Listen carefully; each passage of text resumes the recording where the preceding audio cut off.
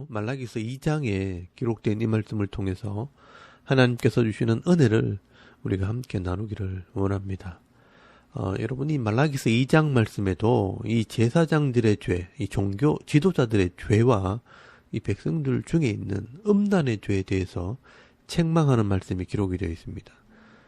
이스라엘 백성들이 이 바벨론에서 돌아와 성전을 짓고 성벽을 건축하고 난 뒤에 다시 회복이 되었지만 이 에스라와 느헤미야가 죽고 난 뒤에 또 이스라엘 백성들이 타락하게 되어질 때 그 죄에 대해서 경고하시는 것입니다. 이 말씀을 통해 우리는 그 당시 이스라엘 백성들의 이 영적인 모습을 짐작할 수 있습니다. 여러분 말라기서 2장 1절 말씀에 보시면 너희 제사장들아 이제 너희에게 이같이 명령하노라 라고 말씀을 합니다. 이 계속해서 제사장들의 죄를 지적을 합니다. 제사장들이 백성들에게 본이 되고 이 하나님 말씀으로 백성들을 가르쳐야 될 사람들인데 이 제사장들이 먼저 예배를 멸시하고 이 하나님 말씀대로 백성들을 가르치지 않는다라고 말씀을 합니다. 여러분 2절 말씀에 보시면 만군의 여호와가 이르노라 너희가 만일 듣지 아니하며 마음에 두지 아니하여 내 이름을 영화롭게 하지 아니하면 내가 너희에게 저주를 내려 너희의 복을 저주하리라. 내가 이미 저주하였나니 이는 너희가 그것을 마음에 두지 아니하였음이니라 라고 말씀을 합니다.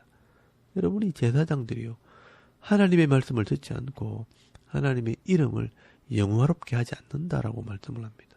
그래서 이 제사장들을 통해 주시는 이 복도 저주로 바꾸어 버릴 것이라 라고 말씀을 합니다. 여러분 이 복이라는 것이요 사람에게서 나오는 게 아닙니다. 이 복은 하나님께로부터 나오는 것입니다. 그 복을 빌어주는 이 축복의 사명이 제사장들에게 있을 뿐입니다. 그런데 이 축복의 통로가 되어야 할 이 제사장들이 하나님을 믿지 않고 하나님을 섬기지 않으니까 이 복이 저주가 되고 이 백성들도 타락하게 되는 것입니다. 그래서 여러분 3절 말씀에 보시면 하나님께서 내가 너희 자손들을 꾸짖을 것이요 똥을 그 얼굴에 바를 것이라 라고 말씀을 합니다. 이 제사장들이 사명을 감당하지 않으니까 너희 자손들이 이런 수치를 당하게 될 것이고 또 배설물로 그 얼굴을 덮을 것이라고 말씀하는 것입니다. 여러분 이 배설물은 쓸모없는 부정한 것을 의미합니다. 이 자녀들의 얼굴에 이 배설물을 바른다는 것은 이 배설물처럼 버림을 받게 한다는 그런 의미가 있는 것입니다. 왜 하나님께서 이렇게 화가 나셔서 이런 말씀까지 하시느냐? 여러분 4절 말씀에 보시면 설명을 합니다. 만군의 여호와가 이르노라 내가 이 명령을 너희에게 내린 것은 레위와 세운 나의 언약이 항상 있게 하려 함인 줄 너희가 알리라 라고 말씀을 합니다.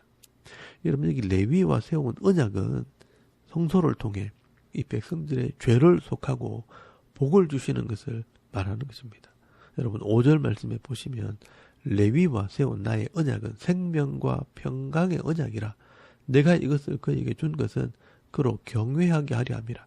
그가 나를 경외하고 내 이름을 두려워하였으며 그의 입에는 진리의 법이 있었고 그의 입술에는 불의함이 없었으며 그가 화평함과 정직함으로 나와 동행하며 많은 사람을 돌이켜 죄악에서 떠나게 하였느니라 라고 말씀을 합니다.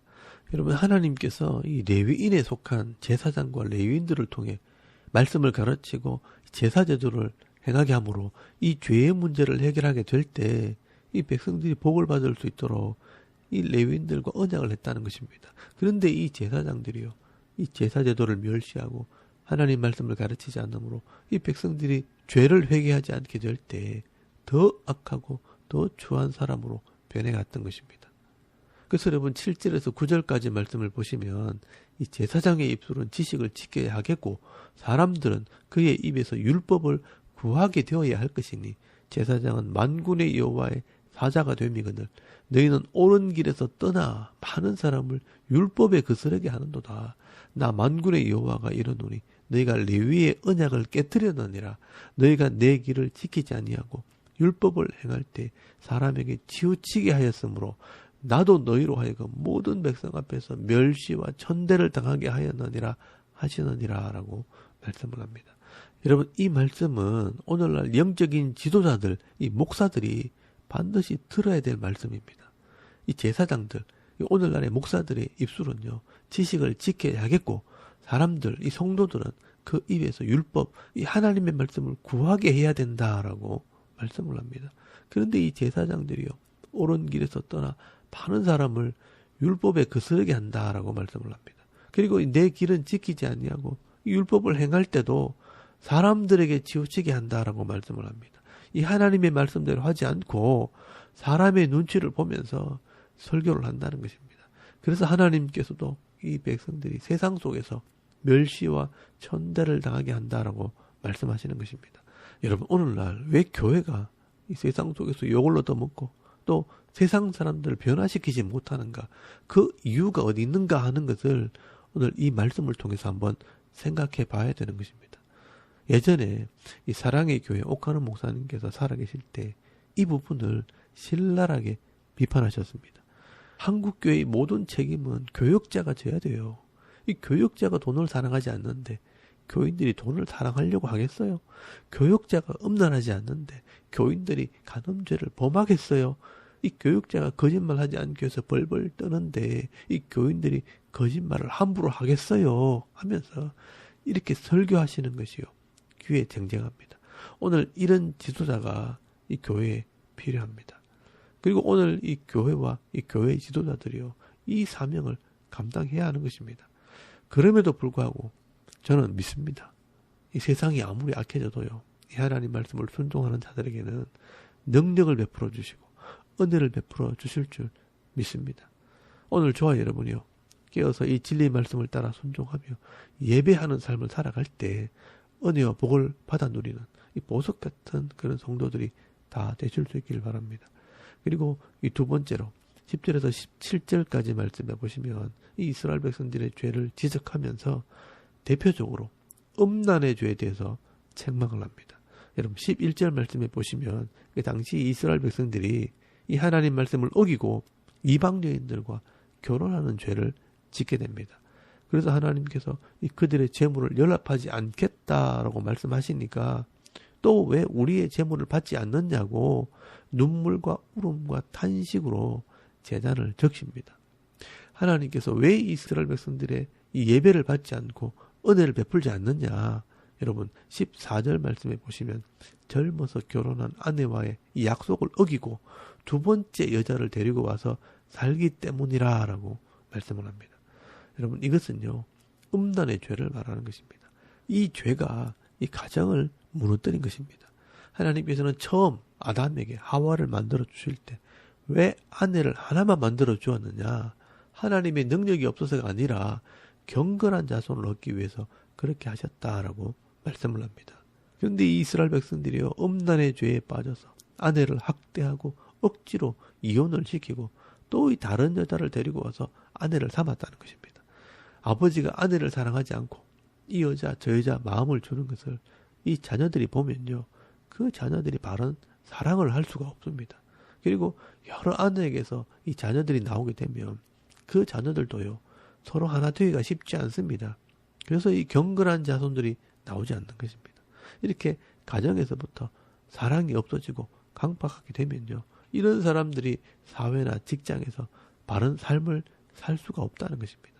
그래서 하나님께서 이런 죄인들의 예배를 받을 수 없고 그들에게 복을 줄 수 없다라고 말씀하시는 것입니다.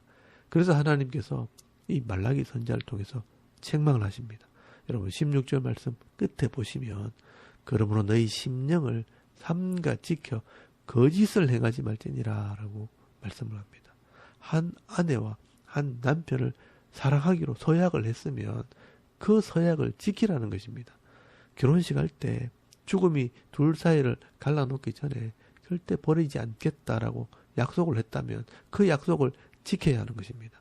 그래서 여러분 16절 말씀 끝에 보시면 하나님께서 너희 심령을 지키라, 삶과 거짓을 행하지 말라, 배신하지 말라라고 말씀하는 것입니다. 그래야 하나님께서 말씀대로 복을 주실 수 있는 것입니다. 그러나 당시에 이스라엘 백성들은요, 말라기 선지자의 말에 귀를 기울이지 않았습니다. 여러분 17절 말씀에 보시면 이 말로 하나님을 대적하고 괴롭히는데 어떻게 말하느냐, 이는 너희가 말하기를 모든 악을 행하는 자는 여호와의 눈에 좋게 보이며 그에게 기쁨이 된다 하며 또 말하기를 정의 하나님이 어디 계시냐 함이니라 라고 말씀을 합니다.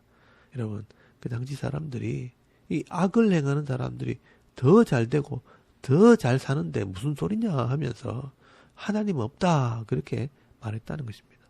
그래서 결국 하나님께서는 더 이상 이 이스라엘 백성들에게는 회개의 기회를 주지 않고 이방인들에게 이 복음의 사명을 넘겨버리시기로 결정하게 됩니다.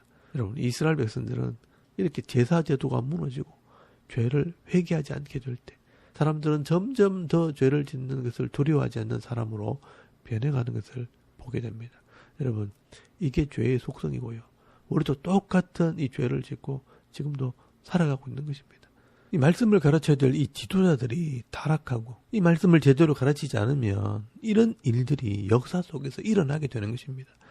그래서 예수님께서 말씀하십니다. 멸망으로 인도하는 문은 크고 그 길이 넓어 그리로 들어가는 자가 많지만 생명으로 인도하는 문은 좁고 길이 협착하여 찾는 자가 적으니라 라고 말씀하는 것입니다. 여러분, 비록 좁고 찾는 자가 적어도 생명의 길이라면 우리가 달려가야 할 길입니다. 오늘도 이 말라기 말씀을 통해 자신을 돌아보시고요. 또 예배의 삶, 말씀대로 순종하는 삶을 살아감으로 이 하늘의 복을 받아 누리시고 또 우리 가정과 자녀들과 이 교회를 지켜나가는 믿음 있는 성도, 이 능력 있는 성도들이 다 되실 수 있기를 주의 이름으로 축원합니다. 아멘. 우리 잠깐 기도드리겠습니다. 오늘도 예배하는 삶, 말씀대로 순종하는 삶을 살아감으로 영혼이 깨어있는 그런 성도가 되게 없어서 또 나라와 이 교회의 지도자들을 위해 기도해 주시고요. 이 성도들이 바른 길을 가도록 우리 가정과 이 자녀들을 위해서 또 이 개인의 기도 제목을 따라 기도하고 오늘 하루 삶을 또 시작할 수 있기를 바랍니다. 다 같이 우리 하나님께 한번 기도드리겠습니다. 살아계신 하나님, 은혜를 참 감사합니다. 오늘도 이 아침에 우리가 하나님을 예배하게 하시고